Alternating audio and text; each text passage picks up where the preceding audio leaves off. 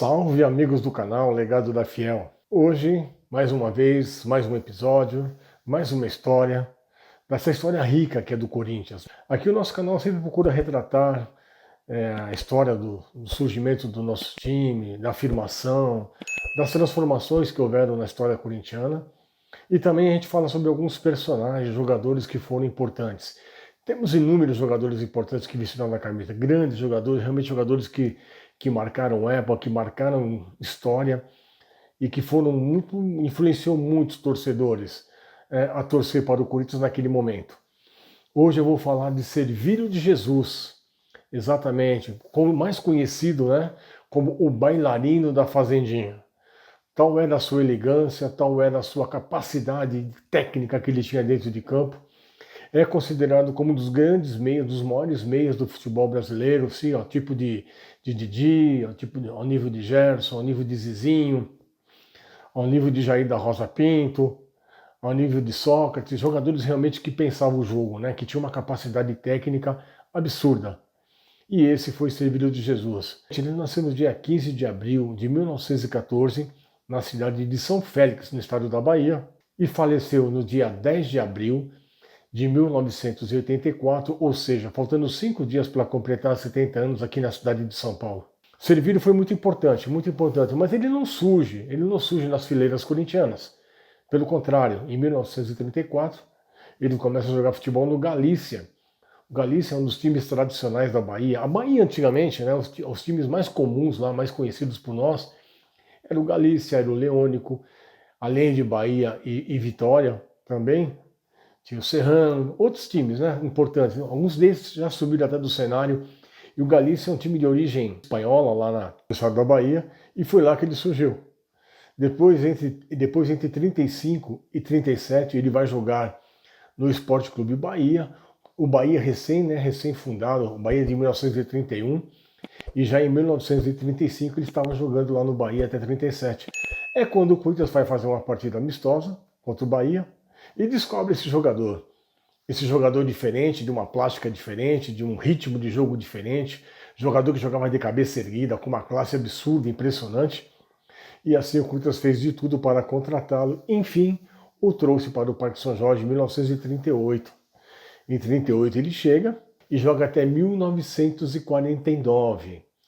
A sua primeira partida foi no ano de 1938, no dia 3 de maio, o empate de 1-1 contra o Lusitano, um time aqui da capital naquela época, o empate na Fazendinha por 1-1. E sua última partida, aí já foi em 1949, na partida em que o Corinthians fez a homenagem ao Turino, naquela tragédia de Superga, que é um episódio no qual eu já falei aqui, já contei sobre esse episódio, na homenagem que o Corinthians fez àquele time famoso do Turino que perdeu muito de seus jogadores e dirigentes naquele acidente de avião e nunca mais conseguiu ser o mesmo. Então, essa foi a última partida do Servílio, uma vitória por 2-0 contra a Portuguesa de Desportos também na Fazendinha no Amistoso, exatamente para fazer essa homenagem ao Turino. A única vez, assim, tinha sido a primeira vez que o Corinthians tinha utilizado a camisa grená em homenagem a esse famoso time italiano. Então, o Servílio foi muito importante, gente. Ele foi tão importante que ele é o 6º maior artilheiro da história do Corinthians. Ele fez 200 gols em 364 jogos. Como meio atacante, né, que é uma posição diferente, um pouquinho fora, mais longe da área, ele é o 2º maior artilheiro da história do Corinthians. Olha que interessante. Jogador realmente de uma visão de jogo absurda, impressionante. Jogador que ele depois quis encerrar a sua carreira no Corinthians, ele joga mais um ano ainda, em 1950, no Clube Atlético Ipiranga, quando o Clube Atlético Ipiranga ainda jogava profissionalmente, depois ele para, depois de algum tempo, né, ele encerra a sua carreira ali. Mas ele continuou com a sua vida ligada ao Corinthians, ele continuou ligado, tanto é que uma vez o Corinthians perdeu seu treinador e juntamente com o Cláudio Cristóvão Pinho, ele dirigiu a equipe do Corinthians por 3 oportunidades até a chegada do Joreca. Joreca é um dos grandes treinadores também da nossa história. Então o Servílio, cara, ele foi assim, a plástica dentro do campo, né? Uma coisa absurda, uma coisa de uma precisão, de inteligência, com uma visão panorâmica do jogo, jogador que jogava de cabeça erguida, esguio, magro. Ele conquistou os títulos de 38, 39 e 41. Depois ele ficou até o jejum, né, de 41 até 49, porque já existia uma reformulação do Corinthians, o Corinthians já estava trazendo jogadores que vieram de um time amador ali da Vila Maria, chamado Maria Zélia. Muitos jogadores vieram para o Corinthians. E ele acabou também, depois de um certo tempo, né, já estava há um bom tempo jogando como jogador de futebol. E naquele tempo não é que nem hoje, né? Pessoa que tem fisiologia, você tem um fisioterapeuta para você tem uma nutricionista para você, um psicólogo. Não. Os caras tinham um material muito rústico, muito arcaico, né? E muitos conseguiram sobreviver no futebol assim, com muita luta, com muita abnegação, com muita determinação e também com muita sorte. Né? E você tinha que cuidar realmente do teu corpo, cuidar da sua saúde, porque jogar futebol naquela época também era muito mais difícil. Jogar futebol naquela época era muito mais difícil pelo material que se utilizava, né? Não existia essa preparação física que existe hoje. O jogador jogava muito mais por intuição, por talento. E ele tinha todas essas coisas juntas. Ele tinha o talento, ele tinha a técnica, ele tinha a intuição. E com certeza ele foi uma das grandes páginas da história corintiana. Os jogadores muito mais importantes que nós tivemos.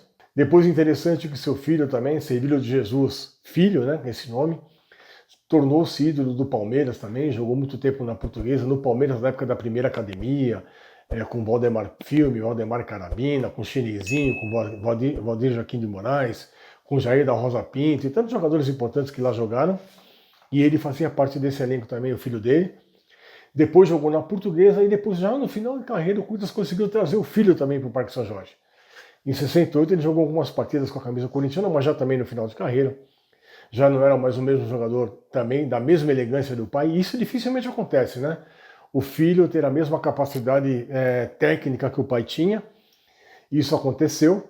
É o caso, por exemplo, do Djalminha, né? Filho do grande Djalma Dias. O pai dele jogava de terno, era um zagueiro que jogava de terno, que eu vi jogar algumas vezes, inclusive pelo Botafogo contra o Corinthians do Pacaembu em 72, em que ele fez dupla de zaga com o Brito, o Hércules Brito Ruas, o mesmo que jogou pelo Corinthians e que teve campeão mundial no México em 1970. Falando de jogadores assim, é uma coisa realmente significativa, porque se tem uma coisa que nós não podemos deixar de enaltecer nunca, esses jogadores que ficaram muito tempo jogando com a nossa camisa, mas além de jogar, representando mesmo, jogadores importantes, de uma capacidade assim de grupo, uma capacidade de inteligência, né, de objetividade, que daquele futebol era assim, desse jeito, né? Então é isso, era mais essa homenagem também a esse grande ícone da história corintiana, Servilho de Jesus, aquele cara realmente, talvez deveria ser mais um dos bustos que o Corinthians deveria um dia colocar, já que aquele Parque São Jorge, né, pessoal, é tão grande,